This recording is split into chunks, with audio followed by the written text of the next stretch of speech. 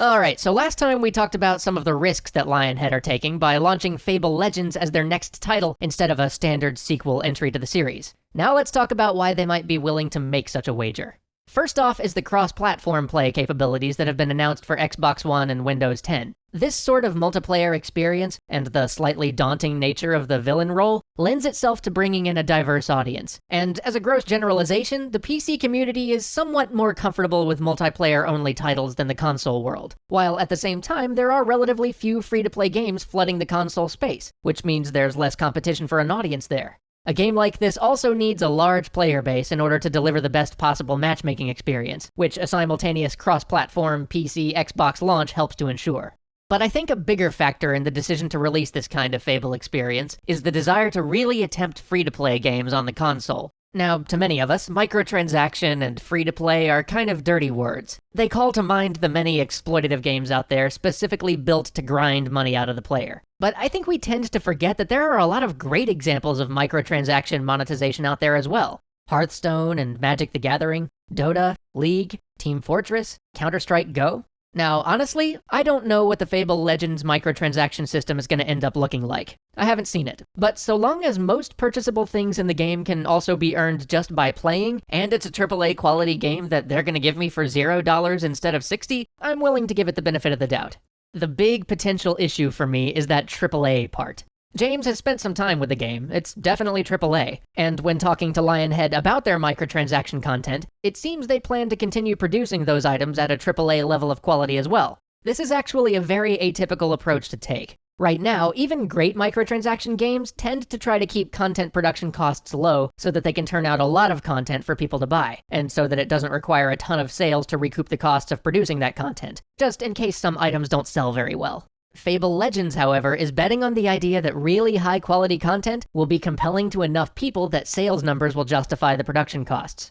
We're not talking about just producing a new card or a hat, or even a champion for your standard MOBA here. We're talking about producing fully sculpted, highly detailed 3D characters here, each with a full suite of animations for an action game on the Xbox One. Every monster, every environment piece, every spell or special ability that they create is going to have to live up to that AAA standard set by the initial release. That's actually an enormous gamble financially. Go to any discussion of free-to-play or microtransaction games on the internet, and you'll hear players saying how much they wish free-to-play games weren't always so cheap, how they wish they would have better fidelity or live up to higher development standards. Well, Lionhead has listened, and they're taking a bet that if they produce a high-fidelity, truly AAA free-to-play experience, all those players will jump on it. They're gambling quite a lot on that bet, actually. I'm a little skeptical that this is gonna work, if I'm honest. AAA-level content just takes longer to produce, which means that they're either gonna have to hire a lot of people to work on it in parallel, which is a big gamble to make when the game hasn't yet proven to be a roaring success, or they simply won't be able to produce new content very quickly.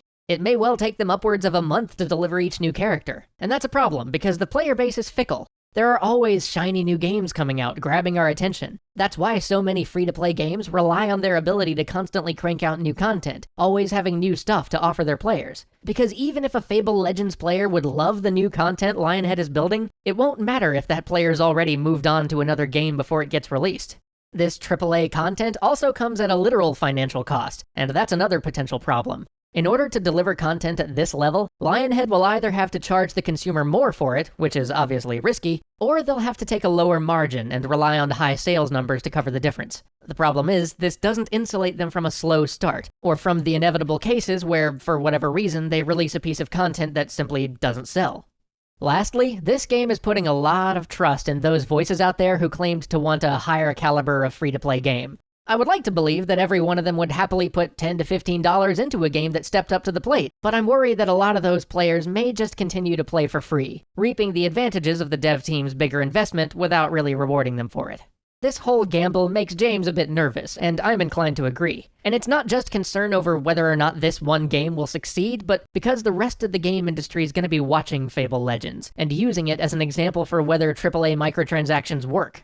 There are just so many potential points of failure here, and it's not even a game type where we've already figured out how to do microtransactions. If you were to say, hey, we're gonna make a AAA MOBA, well, okay, we've been making free-to-play MOBA games for a while. There's a lot of lessons about what sells and what doesn't that you can learn from the mistakes that other people have made before you. But an asymmetric action RPG with one player playing the enemies? We're pretty much back to square one there. All those lessons will have to be learned from the ground up. That's ultimately why we agreed to do these episodes, because Lionhead listened, and they are rolling the dice big time. They're a big studio, they're trying to innovate on game mechanics rather than simply creating another easy sequel, and at the same time, they're trying to raise the bar of quality for the free-to-play scene. That's pretty much a hat trick of things I hear players saying they want. Heck, it's something I'd like to see succeed, just to make the rest of the industry less risk-averse. But it's a frightening gamble. So we're just gonna end this by wishing everybody at Lionhead good luck. Because if they succeed, they might have taken the first steps to changing how we think of free-to-play. It may inspire other companies to take some more risks with their IP, rather than churning out direct sequels over and over. It might even make microtransactions on a console something to anticipate rather than dread. Then again, the whole project may fail. In fact, that worries me. Lionhead are gambling more on this than I'm entirely comfortable with. But in the end, I'm glad they're trying, because it's better that someone tries than that we all stayed too worried to try at all. Thanks for watching.